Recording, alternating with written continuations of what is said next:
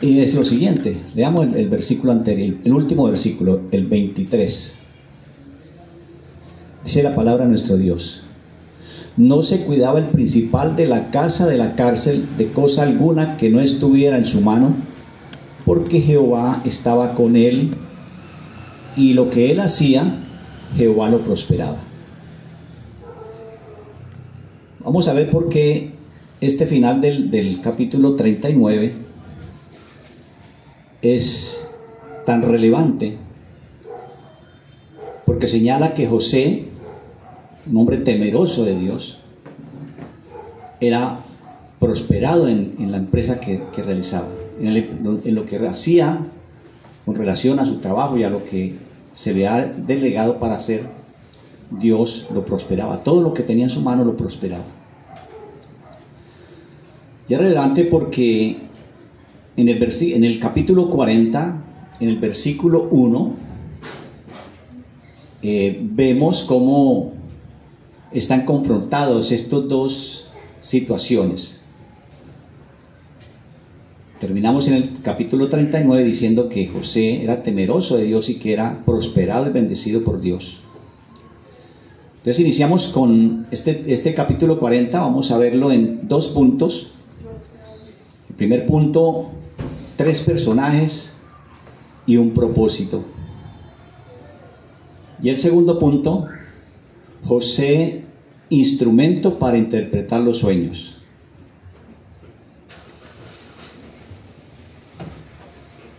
Vamos a leer entonces iniciar con el capítulo 40 y vamos a leer hasta el versículo 4 para entrar en la enseñanza. Dice la palabra de nuestro Dios: y aconteció después de estas cosas que pecaron el copero del rey de Egipto y el panadero contra su señor el rey de Egipto. Y se enojó Faraón contra sus 2 oficiales, contra el principal de los coperos y contra el principal de los panaderos, y los puso en prisión en casa del capitán de la guardia, en la casa de la cárcel donde José estaba preso. Y el capitán de la guardia se los encargó a José, y él los servía, y estuvieron algunos días en prisión. Como vemos en estos pasajes que acabamos de leer, estos versículos, hay un contraste bien interesante entre 2 servidores del rey, de Faraón, y esos servidores eran que impíos y delincuentes. Por eso dice en el versículo 1 que ellos pecaron contra el rey.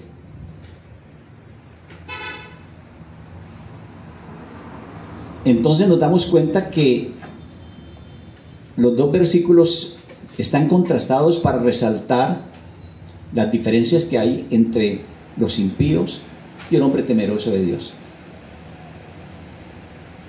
2 impíos que no temieron la autoridad, donde la autoridad que ellos tenían sobre ellos, que era la autoridad del faraón.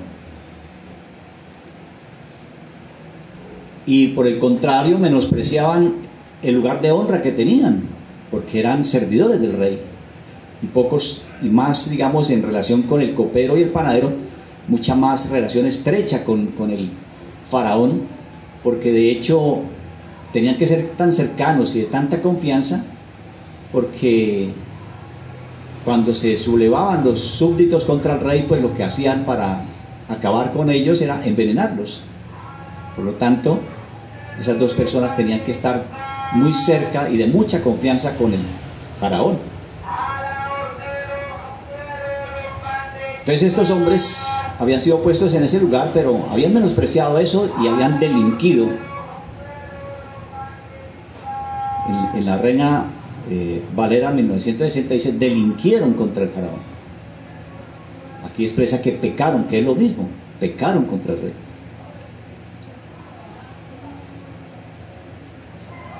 Ahora, el faraón, en su momento de ira, por sentirse ofendido por el hecho de haberlos descubierto en su pecado, envía a estos 2 siervos a la cárcel, ¿cierto? Que es el lugar justo para los delincuentes. No podían estar junto al rey, junto a Faraón, sino que son enviados a la cárcel, a la prisión, el lugar justo que merecían. Pero está en contraste que estos eran delincuentes y merecían la cárcel.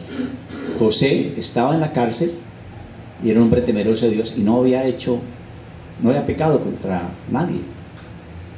Era íntegro, pero estaba en la cárcel. Estaba en el lugar donde no debería estar porque era un hombre temeroso de Dios. Había sido acusado falsamente, siendo un hombre íntegro.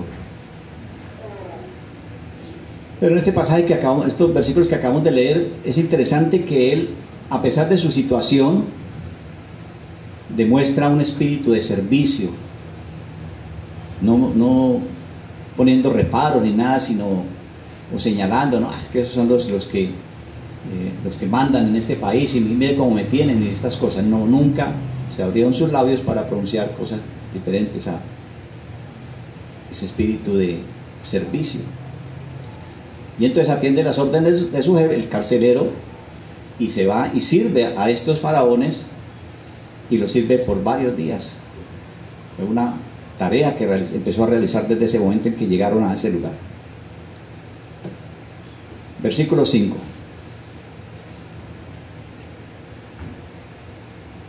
Dice: y ambos, el copero y el panadero del rey de Egipto, que estaban presos en la casa de la cárcel, soñaron un sueño, cada uno su sueño en una misma noche, cada uno conforme a la interpretación de su sueño.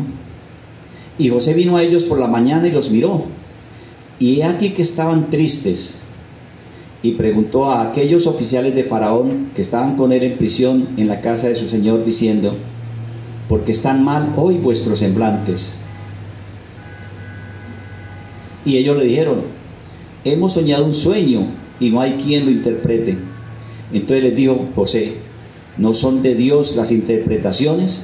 Contádmelo ahora. Vemos que en estos versículos que estos hombres, servidores del faraón, tuvieron sueños, individualmente cada uno tuvo un sueño, y ese sueño es dado por Dios, manifestado por Dios en estas personas, y se manifiestan ellos a través para cumplir propósitos divinos que Él tenía preparado. No fue porque soñaron ni porque tuvieron un sueño, no. Dios dispuso que ellos tuvieran esos sueños, preparando los caminos para un propósito perfecto que Él tenía ya de antemano. Por eso cuando José los visita y les interroga sobre ese mal semblante que tenían, ellos como respuesta señalan la causa del sueño que han tenido. Y entonces aquí nos podemos detener un poco y ver que es interesante cómo los impíos tienen un motivo más de preocupación de lo futuro que del presente pecaminoso que están viviendo. Llegaron a la cárcel y no estaban preocupados absolutamente por nada. Sabían que habían delinquido contra el faraón, sabían que habían pecado contra el faraón, que estaban ahí justamente presos en la cárcel, pero eso no era motivo de preocupación para ellos. Pero sí fue motivo de preocupación un sueño que les tocó su corazón para inquirir qué era este sueño, porque de hecho el corazón del impío, del hombre que no es temeroso de Dios, vive pensando en qué será su futuro, y cuando tiene sueño, ¿qué será este sueño que tuve tan extraño? ¿Qué podrá ser? ¿Qué podrá ser para mí en el futuro este sueño? Esa era la inquietud que tenían ellos. Pero esa inquietud que tenían, de esa cara preocupada y todas estas cosas, como les digo, no era porque estuvieran presos o porque estuvieran ahí, no, sino era porque básicamente lo que reflejan en la respuesta es que no tenían adivinos para que les expresaran lo que significaban esos sueños. En esos tiempos y siempre en la historia del hombre ha existido, por ejemplo, el arte de la oniromancia, que es el que puede, digamos, mostrar los sueños, supuestamente leer los sueños o dar respuestas a los sueños. Se llama la oniromancia. Y esta está totalmente reprobada por Dios. El hecho de que quieran adivinar los sueños y que quieran ver el futuro a través de los sueños es totalmente opuesto a lo que la voluntad de Dios, y Él totalmente reprueba eso y es condenado por Él, porque es el hecho de que ellos estaban preocupados era porque no tenían quien les dijera qué era ese sueño para saber su futuro. Vamos a hacer una pequeña pausa ahí para profundizar respecto a qué es lo que Dios piensa respecto a esta oniromancia, a esta lectura de los sueños o esta respuestas para los que sueñan. Vamos un momentico sin perder ahí Deuteronomio 13. Nos vamos a ubicar en Deuteronomio capítulo 13.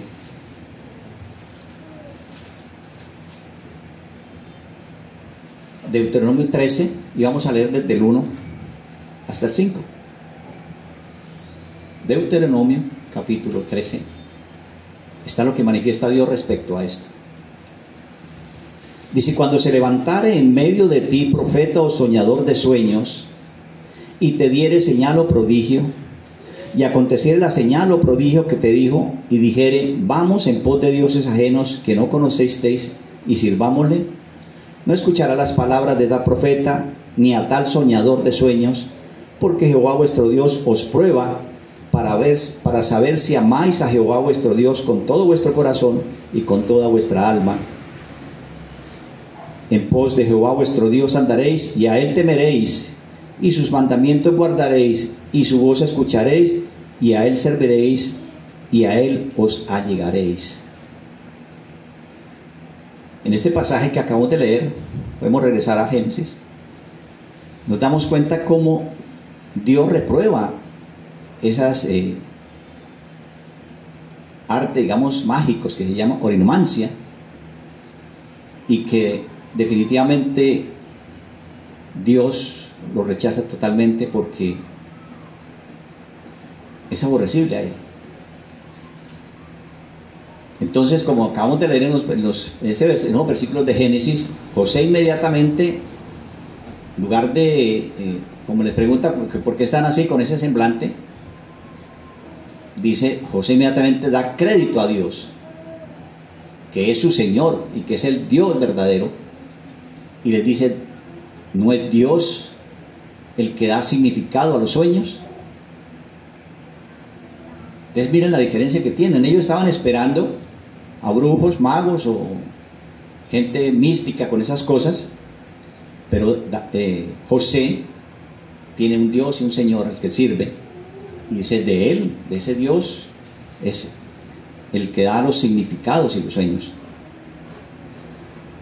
Hay un pasaje también, para que de pronto tomen nota con respecto a esto, Daniel 2, 27, 28. Daniel 2, 27, 28. En este pasaje también Daniel le da el crédito debido al Dios que declara los sueños, que tiene significado de los sueños. En este caso, Daniel también dándole significado a los sueños de Nabucodonosor. Por eso el propósito de estos sueños que van a ser narrados a través de este capítulo es el futuro, a exaltar a José como segundo del faraón para rescatar al pueblo escogido de Dios. Dios está actuando y haciendo que la providencia divina de Él se cumpla para que lo que Él tiene preparado con relación a José, que va a ser el segundo a la mano del faraón, tenga la autoridad para poder después dar libertad a un pueblo que va a estar ahí. Seguimos en el versículo 9, Génesis 49.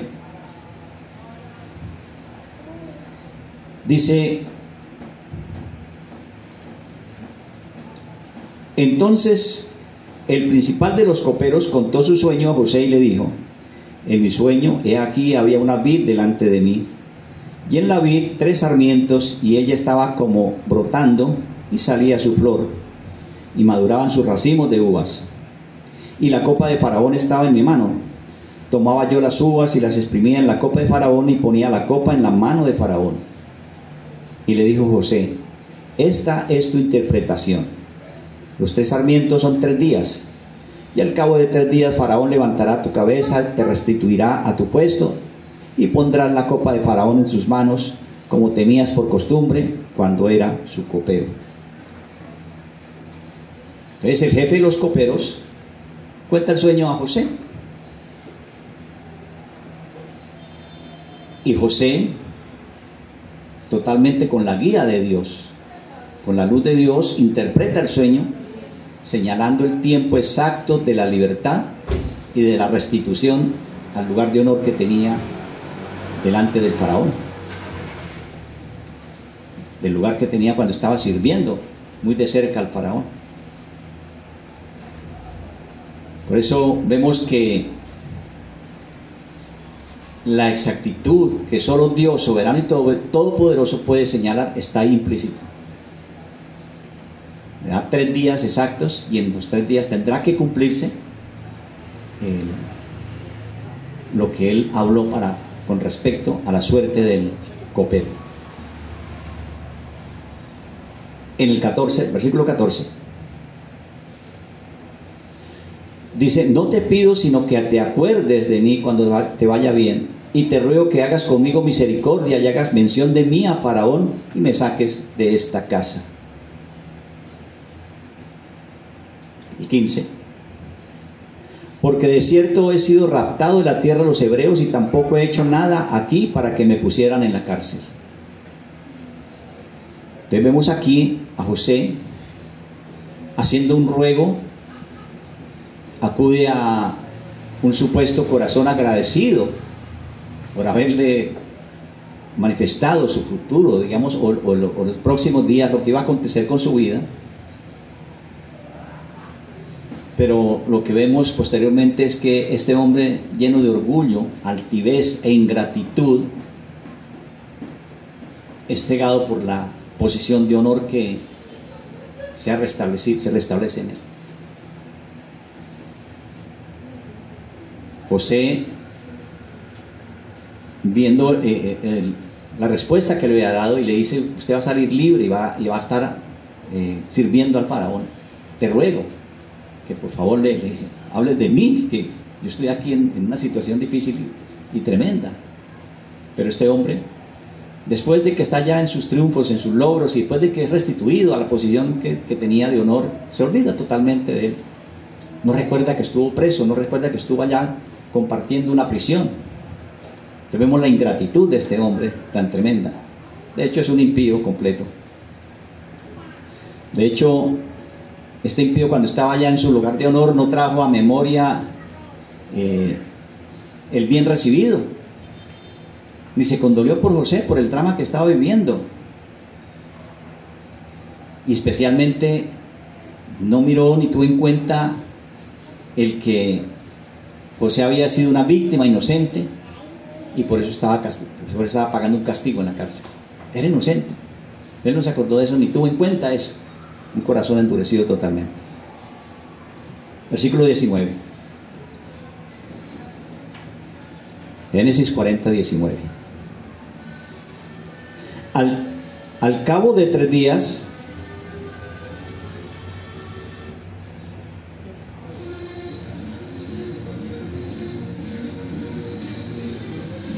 sí, correcto. Al cabo de 3 días levantará Faraón tu cabeza de sobre ti, te colgará en un árbol, y las aves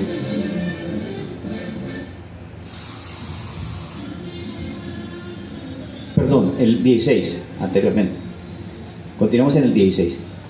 Dice: y viendo el principal de los panaderos que había interpretado para bien, dijo a José: también yo soñé, y en mi sueño he aquí había 3 canastillos blancos sobre mi cabeza, y en el canastillo más alto había de toda clase de comida para Faraón, obra de panadero, y las aves la comían del canastillo de sobre mi cabeza. Entonces respondió José y dijo: esta es su interpretación, los 3 castillos son 3 días, y al cabo de 3 días se levantará Faraón tu cabeza de sobre ti, y te colgará en un árbol, y las aves comerán tu carne sobre ti. Entonces vemos que el principal de los panaderos, al ver que tiene una respuesta buena de parte de Dios respecto a su sueño, casi que despierta como su envidia, ¿no? Yo voy a preguntar porque a ver qué me depara el futuro para mí, ¿cierto?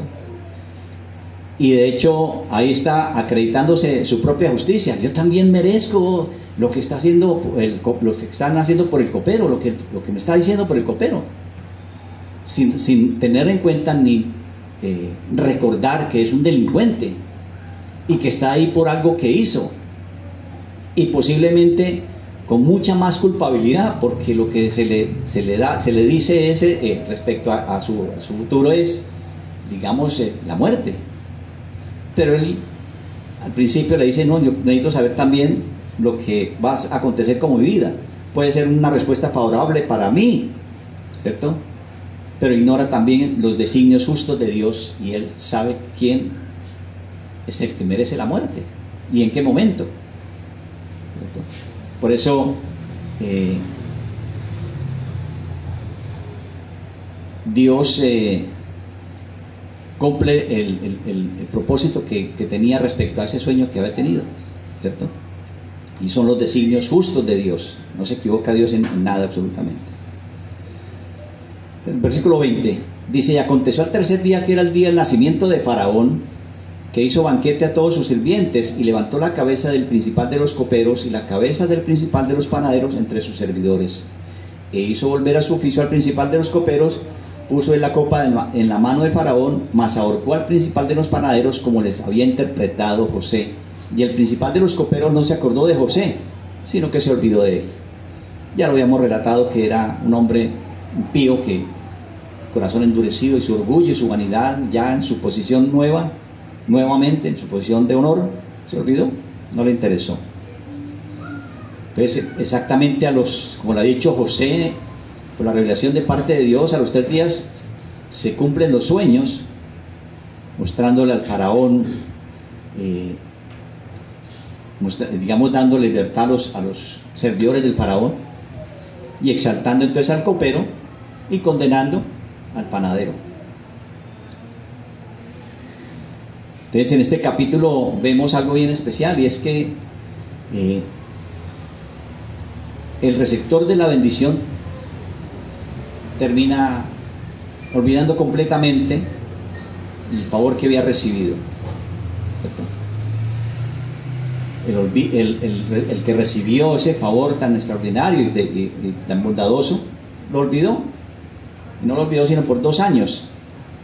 Pequeño olvido de un momento. 2 años tuvo que permanecer más José en la prisión, por ese pequeño olvido de este hombre impío y endurecido del corazón, que no tuvo misericordia ni tuvo bondad para José, que era injustamente preso en ese lugar. Pero todas estas situaciones están enmarcadas en la soberana y bendita providencia de nuestro Dios. Nada de lo que ha acontecido en esto que hemos leído se ha escapado de la soberanía, de la providencia bendita de nuestro Dios. Todo era perfectamente dispuesto para cumplir un propósito divino, y por lo tanto vemos la perfección y la grandeza y el poder soberano de nuestro Dios.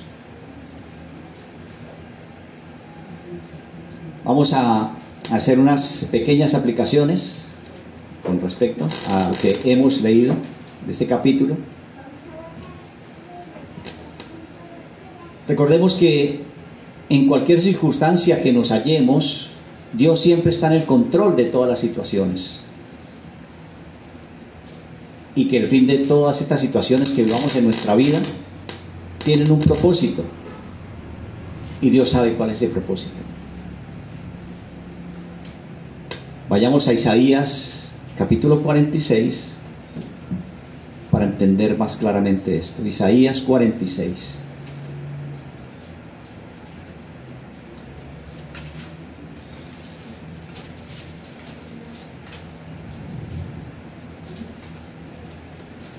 (46, 9 y 10). Dice: acordaos de esto y sed hombres, ponedlo en vuestro corazón, rebeldes. Acordaos de las cosas pasadas que son desde la antigüedad, porque yo soy Dios y no hay otro Dios, y nada hay semejante a Él, que anuncio lo por venir desde el principio, y desde antiguo lo que aún no era hecho, que digo, mi consejo permanecerá y haré todo lo que quiero. Vemos en este pasaje cómo Dios manifiesta su soberanía, su autoridad y su control absoluto de todas las cosas. Dios tiene en el control absolutamente todas las situaciones en nuestras vidas. Por lo tanto, nunca pensemos ni soñemos en pensar que ¿será que Dios nos olvidó? ¿Será que porque estoy viviendo esta situación? No, démosle gracias a nuestro Dios, porque todo está en el control de nuestro Dios y todo lo que acontece es para nuestro bien. Cuando pase el tiempo y cuando pasen las situaciones, veremos que todo nos ha ayudado para bien, a pesar de que nos haya dolido, que hayamos tenido vivencias tremendas, pero Dios ha estado en ese control. Él no se ha olvidado de nosotros y está siempre atento a nuestras vidas. Ahora bien, José, como lo leímos aquí, es un ejemplo de servicio, es un ejemplo abnegado, de humildad, de temor de Dios. Es un ejemplo perfecto y maravilloso. Todo lo que acontece con lo que hemos leído y lo que seguiremos leyendo a través de Génesis en estos capítulos, vemos a José como el centro de enseñanza para nuestra vida. De hecho, es el tipo de Cristo.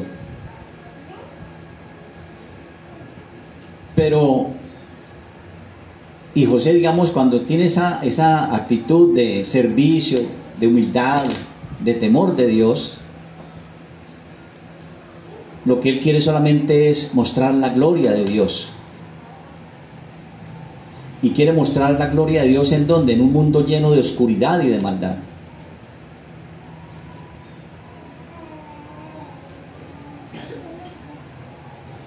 Esa maldad está en el corazón del hombre.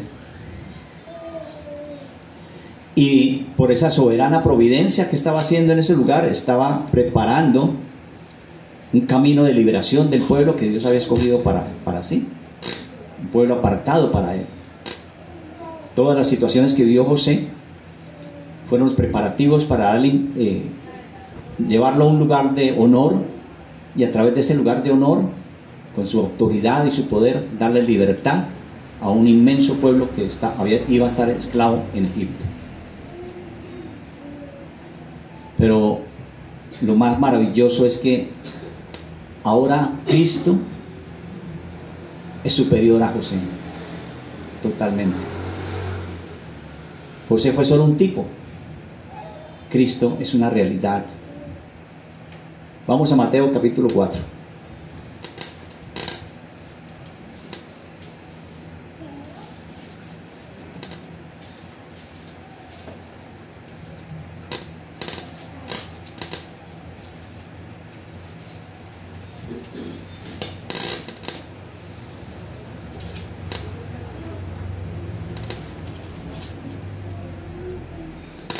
Mateo capítulo 4,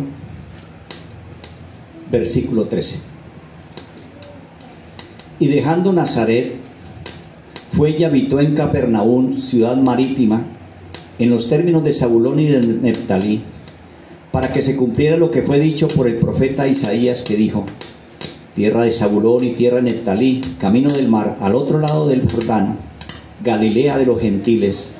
El pueblo que habitaba en tinieblas vio gran luz, y a los que habitaban en región sombra de muerte, luz les amaneció. Este es el Cristo que, por la gracia y la bondad y la misericordia de nuestro Dios, se ha dado a conocer en nuestros corazones. Él vino también a dar luz en medio de la oscuridad, en medio de los corazones endurecidos por el pecado.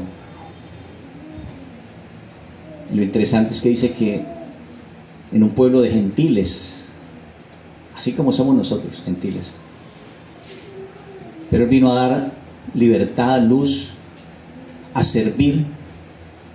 Por eso José es un tipo de Él, pero Cristo es superior, totalmente superior, en santidad, en perfección, en servicio, en entrega, en dedicación, en poder para libertar, en poder para llenar de luz donde Él quiera llenar de luz. Y por eso tenemos que estar agradecidos en nuestro corazón por esa bendición tan maravillosa. Jesús llegó a nuestro corazón donde estaba lleno de oscuridad, de tinieblas, de pecado, de maldad, y brilló y nos dio salvación y vida eterna. Por eso tenemos que darle muchas gracias a nuestro Dios y cada día, sin mirar las circunstancias ni las situaciones en que vivamos, reconozcamos que todo tenía un propósito, que todo tiene un propósito, y que Dios, su propósito final será que estemos allá con Él en la gloria, disfrutando a plenitud de su presencia, de su santidad y su perfección, y adorándole a Él, porque Él solo es el único digno de adoración y de gloria.